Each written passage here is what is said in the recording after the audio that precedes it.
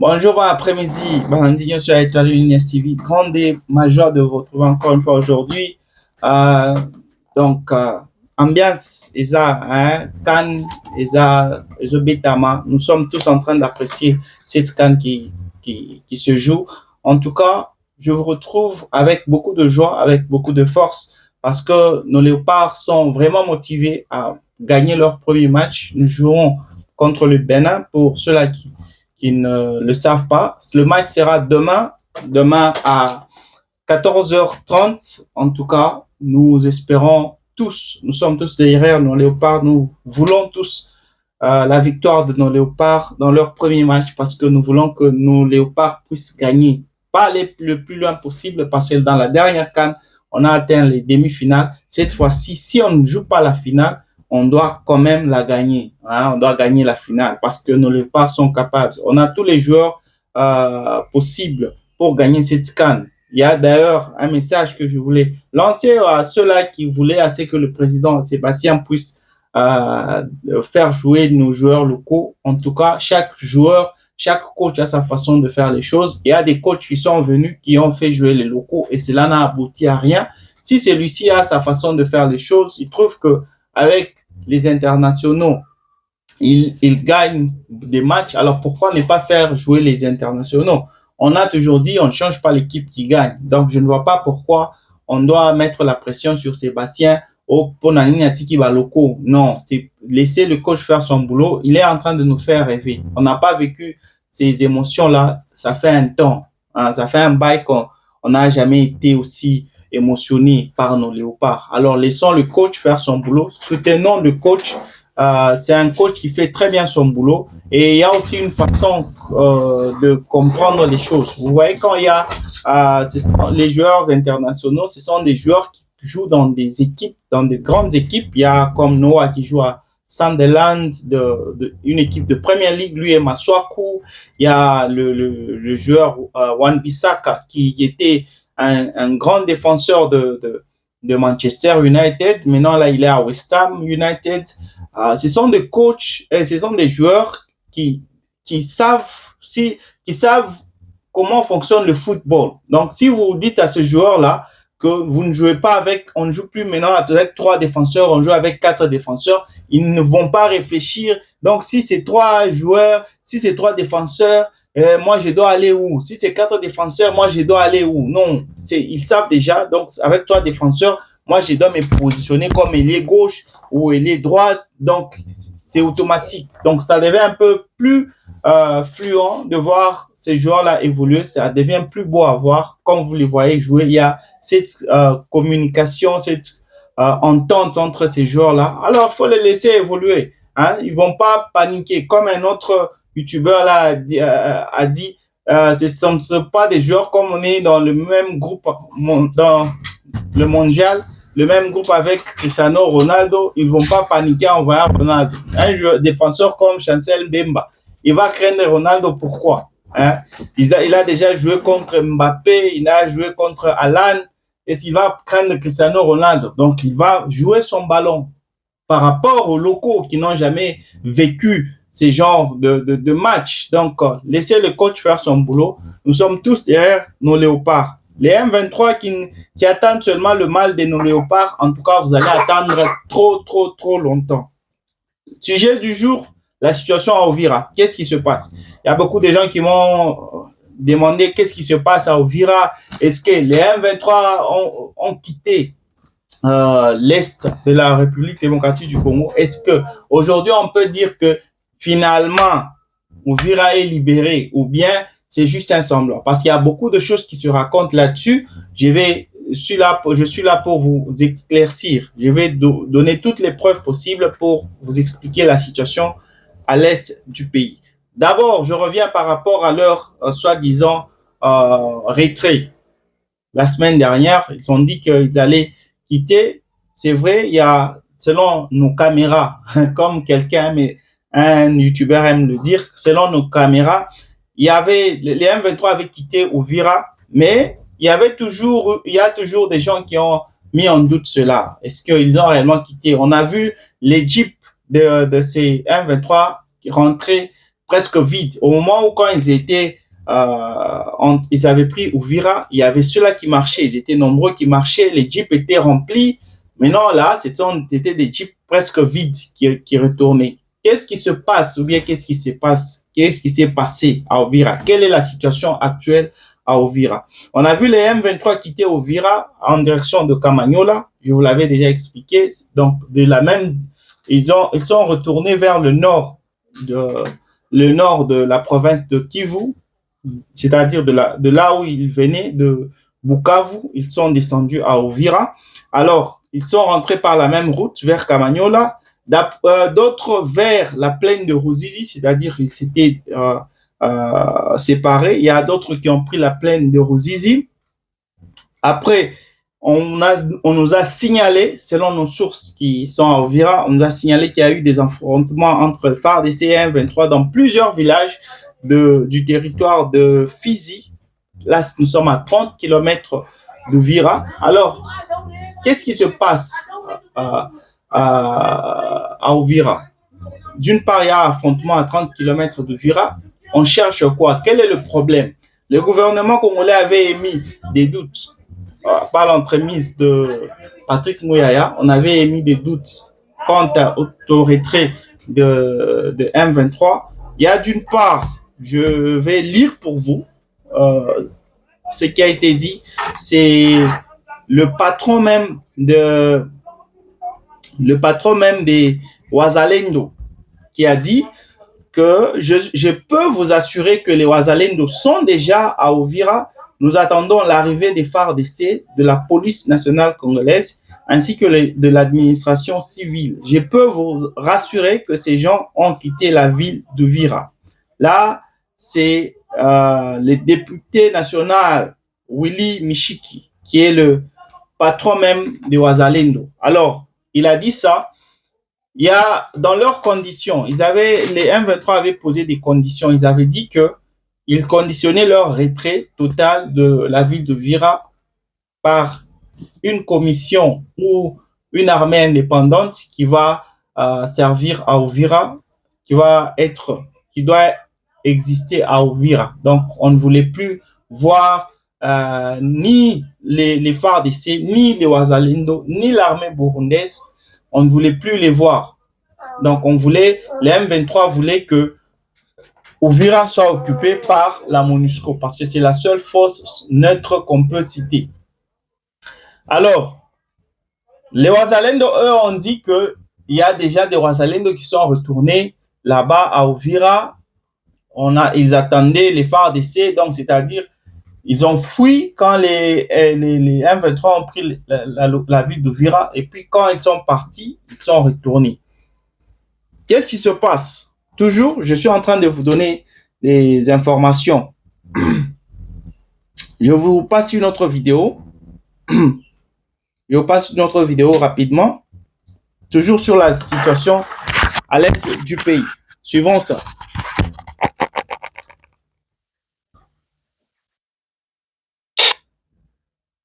En République démocratique du Congo, le groupe armé M23 affirme avoir entamé concrètement le retrait de ses troupes d'Uvira dans la province du Sud Kivu.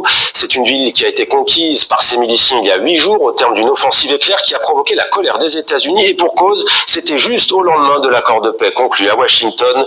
Le récit de Grégory Fontana. Sitôt le retrait en cours du M23 annoncé, sitôt ces images diffusées sur les réseaux sociaux par des proches du mouvement rebelle, celles de ces hommes en treillis qui quittent la caserne qu'ils occupaient depuis plus d'une semaine. Et au petit matin, aucun homme en uniforme ni en armes n'est visible autour des bâtiments, ni devant la mairie, symbole de la chute de la ville. Départ effectif ou pas, les éléments du M23, certains habitants ont le sentiment d'être livrés à eux-mêmes. La plus grande grande inquiétude que nous avons, c'est le fait de voir le départ des troupes qui étaient ici. Alors on se demande comment nous allons rester sans un quelconque gouvernement. C'est ça la grande peur, être obligé de rester sans aucune autorité dans la ville. Un retrait qui doit être achevé dès ce jeudi, précise le communiqué publié par le M23 qui appelle la population à rester calme. La réaction des autorités congolaises a été immédiate, commentant tout d'abord les images de la nuit, faisant observer que les véhicules qui quittent la caserne sont quasiment vides, affirmant ensuite que des éléments du M23 sillonnent depuis la ville en tenue civile et que d'autres se sont redéployés sur les hauteurs d'Ouvira. Pour en venir à cette conclusion, tout cela n'est que manipulation dans le seul et unique but de réduire la pression internationale. En attendant, à Kinshasa, des voix de la majorité présidentielle garantissent que la sécurité des habitants sera assurée. Cette ville sera protégée, la population civile de cette ville sera protégée par FARDC, par la police, bref, par les éléments des forces de l'ordre de la République démocratique du Congo, parce que l'occupation de cette ville a été en violation de l'accord de Washington. Et le retour des militaires congolais, le M23 en a fait une ligne rouge, affirmant qu'il ne tolérera aucune remilitarisation de la ville. Il avait notamment conditionné son retrait au déploiement d'une force qualifiée de neutre pour garantir le cessez-le-feu. Voilà. On a tous suivi de quoi il a été question. Mais j'aimerais vous passer aussi la réaction de la MONUSCO. Et là, quand on a le bac yango, je pense sur Décryptage Koji, c'était la semaine passée, si je ne me trompe. La MONUSCO devait renouveler son mandat, oui ou non? C'était le 21 que leur mandat devait expirer, le 21 de ce mois. Mais au moment où je suis en train de vous parler, la MONUSCO a renouvelé d'1 an, encore une fois, son mandat. Et le même jour de la cérémonie, la MONUSCO, par l'entremise de son représentant, a pu émettre le vœu de la MONUSCO. Qu'est-ce que dit la MONUSCO par rapport à la situation de Uvira? Ils ont dit quelque chose qui a retenu mon attention. Je vous passe ça et puis je vous reviens juste après.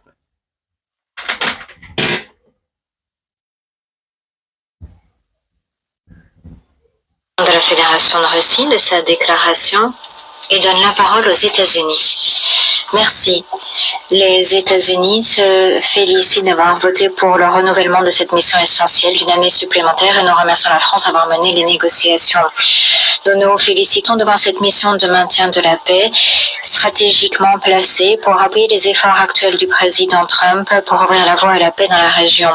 Malheureusement, les négociations sur le renouvellement du mandat de la MONUSCO, une fois de plus, ont été perturbées par les efforts du M23 et du Rwanda visant à saboter un processus de paix viable. Lors des négociations, nous avons envisagé d'autres changements apportés au mandat de sorte à faciliter la mise en œuvre du cadre de Doha. Malheureusement, l'avancée du M23 sur Uvira avec l'appui des forces de défense rwandaises et contrairement aux obligations souscrites par le M23 dans le cadre de Doha, ont rendu ces changements impossibles. L'engagement pris par le M23 à se retirer de la ville d'Uvira ne suffit pas. Le M23 doit immédiatement se retirer à 75 km au moins d'Uvira et doit se conformer à la totalité de ses obligations conformément à l'accord cadre. Nous condamnons catégoriquement l'avancée du M23 dans Uvira et au-delà, ainsi que le soutien du Rwanda au M23 en violation de ses obligations en vertu des accords de Washington. Les États-Unis restent profondément attachés aux accords de Washington et à leurs promesses de paix et de prospérité pour l'Est de la RDC et pour appuyer les efforts dans le cadre du processus de Doha. Nous comptons sur un plein respect par les parties des deux accords. Si le M23 et le Rwanda font le choix de respecter leurs engagements, la MONUSCO, grâce à ce mandat, pourra appuyer la mise en œuvre des deux processus. La mission est prête à apporter un soutien logistique nécessaire au mécanisme convenu entre le M23 et la RDC afin d'assurer la surveillance et vérification du cessez-le-feu. Ce nouveau mandat permet de renforcer les efforts de démobilisation et de rapatriement en cours de la MONUSCO des membres des FDLR pour en garantir la plus grande efficacité possible. Nous exhortons le gouvernement de la RDC à faire davantage pour appuyer ces efforts et pour immédiatement couper tous les liens avec le FDLR. Que les choses soient très claires, à la MONUSCO un rôle clé à jouer, mais la responsabilité d'honorer ses engagements incombe exclusivement aux partis. Si les partis s'acquittent de leurs obligations, la MONUSCO pourra faire davantage, notamment en appuyant la reprise de l'approvisionnement de l'aide humanitaire dont la population locale a désespérément besoin et pourra être une force d'interposition pour éviter les violations du cessez-le-feu entre les partis, entre autres tâches critiques. Nous comptons évaluer les progrès dans la mise en œuvre au mois de mars et nous verrons s'il est nécessaire que la MONUSCO assume davantage de fonctions. Ça, c'est un coup de théâtre. Je ne cesse de mentionner cela dans plusieurs de mes numéros, que la MONUSCO est un coup de théâtre qui ne se joue qu'au Congo. Parce que si la MONUSCO se retrouvait dans d'autres pays bien organisés d'Afrique, la MONUSCO ne ferait pas ce qu'elle est en train de faire en RDC. Pourquoi je dis ça? D'abord, la MONUSCO, tout ce temps, plus de 30 ans que la MONUSCO est en RDC, la MONUSCO n'a jamais terminé cette guerre en RDC. La MONUSCO assiste comme un touriste à ce qui se passe en RDC. Il y a des personnes qui meurent, il y a des personnes qui sont tuées, il y a même des personnes qui cherchent à trouver refuge, qui ont cherché à trouver refuge à la base de la MONUSCO, qui n'est même pas à Goma, mais en Ituri, là où il n'y a pas la guerre. Hein, la guerre, au vrai sens du mot, ça se trouve au nord et au sud Kivu, pas à Ituri. Mais la MONUSCO a érigé sa base en Ituri. Il n'y a pas que ça. La MONUSCO, depuis qu'elle est là, la MONUSCO, avant même de renouveler leur contrat, leur mandat, la MONUSCO avait décrié haut et fort que les M23 l'empêchaient de faire son boulot. Le M23 ne voulait pas le déplacement, les mouvements de va-et-vient de la MONUSCO. Je me rappelle même du temps quand la RDC, par l'entremise de son gouvernement, le porte-parole du gouvernement, Patrick Mouyaya, avait annoncé que les FDLR devaient être neutralisés. La MONUSCO avait dit qu'elle était incapable de recevoir ou d'aider les FDLR à se déplacer parce que elle était forcée elle était soumise plutôt aux conditions des M23. Alors, comment est-ce que la MONUSCO pouvait faire son boulot au moment où il y avait elle était soumise elle était contrainte à suivre ou à obéir aux exigences des M23. La MONUSCO avait publiquement exposé sa faiblesse ou son incapacité à opérer en RDC comme mission pour maintenir la paix en RDC. Mais malheureusement pour nous, on a encore une fois renouvelé le contrat ou le mandat de la MONUSCO. Joseph Kabila, qui a été le premier à annoncer le retrait de la MONUSCO, qui avait dit que la MONUSCO ne faisait rien, mais la MONUSCO finalement, sous Félix Tshisekedi, a vu son mandat être renouvelé. On quitte un peu la MONUSCO pour maintenant parler de la situation à Uvira. À Uvira, au moment où je suis en train de vous parler, il y a toujours la présence des Wazalendo, il y a la présence des FARDC. Là, je parle aux alentours. Donc, quand on a parlé des retraits, les M23 ne sont pas partis. Il y a ceux-là qui sont restés, mais déguisés en civil, qui sont restés. Il y a ceux-là qui ont quitté, mais qui sont juste aux alentours d'Uvira. Voilà pourquoi je vous ai parlé d'affrontements. Il y a eu des affrontements entre les FARDC et les M23. Il y a les Wazalènes qui sont aussi aux alentours. L'armée burundaise aussi. Je vous avais parlé l'autre fois des 18 000 soldats burundais qui opéraient à l'est du pays pour combattre aux côtés de nos FARDC, combattre ou repousser l'offensif des M23. de ces 18 000, il y avait 2500 soldats burundais qui étaient restés. Donc, il y a encore la présence de toutes ces troupes-là aux alentours d'Uvira. Hein? Donc, Uvira n'est pas encore, pour le moment, à Uvira, je ne peux pas parler qu'il y a la paix parce que l'ennemi avait déjà posé ces conditions pour quitter totalement Uvira. C'était à ce qu'il y ait une armée indépendante, une armée neutre. Là, on a exigé la présence de la MONUSCO.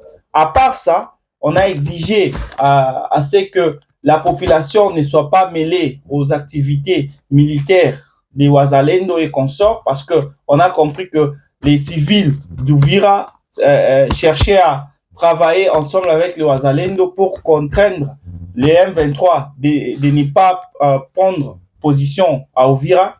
On a interdit tout cela. Mais au moment où je suis en train de vous parler, je vous ai passé le patron des Wazalendo qui a dit que lui, les Wazalendo étaient déjà à Uvira. Vous ne trouvez pas qu'on est en train de mettre en danger pas seulement la population, mais la population d'Uvira, mais aussi les localités d'à côté. Parce que aussi longtemps que les Wazalendo seront toujours à Uvira, Uvira sera toujours en danger parce que les M23 vont dire que vous n'avez pas respecté nos conditions, on va retourner. Il y a aussi des M23 qui sont toujours à Uvira au moment où je suis en train de vous parler. Donc, Uvira maintenant sera l'épicentre des guerres civiles, pas seulement guerres civiles, des guerres entre Wazalendo et M23, FARDC et leurs alliés de Burundais contre les M23. À part ça, ce qui a retenu mon attention, c'est que cette dame qui représentait la MONUSCO disait qu'elle demandait à ce que les M23 puissent se retirer à 75 km d'Uvira et se soumettre aux accords de Doha et Washington afin de surveiller les accords. Là, c'est la nouvelle mission de la MONUSCO. Ce n'est pas combattre comme cela a toujours été le cas, n'est pas combattre, mais vérifier. Donc, elle est là pour contempler et envoyer le rapport aux Nations Unies. Pourquoi est-ce que vous pouvez dire que les soldats doivent quitter, les rebelles doivent quitter à 75 km d'Uvira? Pourquoi ça? Au moment où ils ont déjà violé les accords signés à Doha, ils ont violé ça, ils ont violé les accords de Kigali, entre Kigali et Kinshasa à Washington, ils ont violé ça. Au lieu maintenant de marteler, de mettre le point sur les i, vous avez parlé l'autre fois des sanctions. Pourquoi ne pas exiger le retrait total? C'est ce que le gouvernement congolais réclame. Le président Félix Tshisekedi lui-même l'a dit. On exige le retrait inconditionné des troupes du M23 de nos sols. Le retrait total, c'est-à-dire qu'ils doivent quitter impérativement l'est de la RDC avant même qu'on puisse traiter de ces accords économiques régionaux entre la RDC et le Rwanda. Voilà pourquoi, d'une part, je condamne encore une fois le président Félix Tshisekedi, parce que vous ne pouvez pas traiter, au moment où vous souhaitez d'abord vous exiger le retrait total des troupes rwandaises du sol congolais, ces mêmes troupes-là n'ont pas reculé, ne sont pas retournées chez elles, mais elles sont encore venues prendre d'autres localités de votre pays, mais vous acceptez de traiter avec ces gens-là. Vous voyez. Alors, de ce qui se passe, il y a deux choses. Le Rwanda s'accuse à la face du monde que on ne peut pas faire confiance aux Rwandais. Le Rwanda s'accuse encore à la face du monde qu'il a violé encore les accords de paix qui étaient signés, que tout le monde attendait, bien sûr. Aujourd'hui, il n'y a pas que les États-Unis qui ont condamné, parce que Kagame tentait de se diriger vers d'autres grandes puissances pour leur apporter, leur faire le business des minéraux avec d'autres grandes puissances, comme il était un peu, soi-disant, relâché par les États-Unis. Il s'est tourné vers la Russie, mais la Russie aussi a condamné la violation des accords de Washington par le Rwanda. Alors, le Rwanda, devant la face du monde, est en train de ternir son image, l'image de ce pays-là, hospitalier, l'image de ce pays-là innocent qui a subi le génocide de 1994.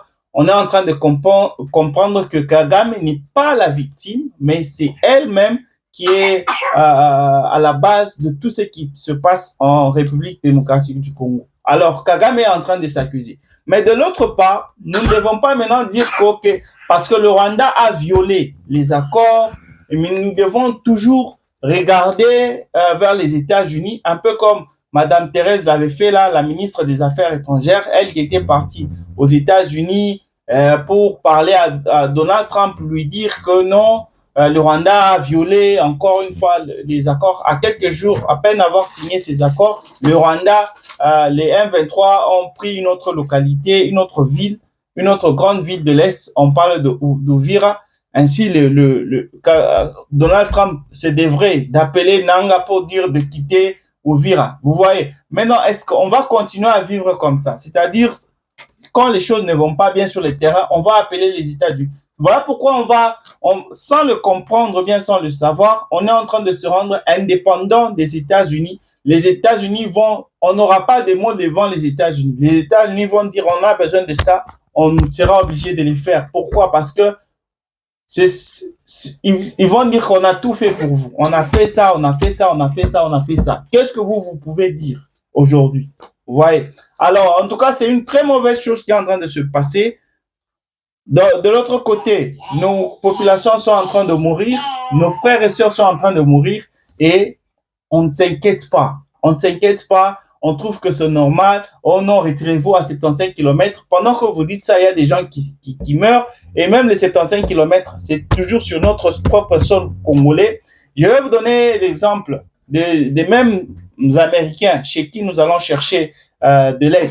Les Américains avaient perdu en Syrie, 2 de leurs alliés, pas 2, 5. On avait tué 2 et on avait blessé 5. C'était un convoi américain. Ils étaient là-bas en Syrie pour combattre, pour traiter de l'État islamique. C'était un convoi anti-État islamique. Il y a quelqu'un qui avait tiré sur ce convoi-là, tuant 2 personnes et blessant 5. Bien que cette personne avait été tuée, on avait tué la personne qui avait commis ces actes.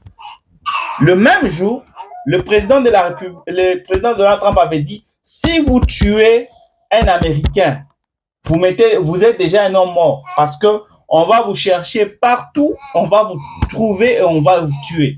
Là, il s'agissait seulement de 2 personnes seulement qu'on avait tuées. Mais combien de milliers de Congolais, combien de millions de Congolais on a tué depuis cette guerre qui nous a été imposée injustement à l'est du pays.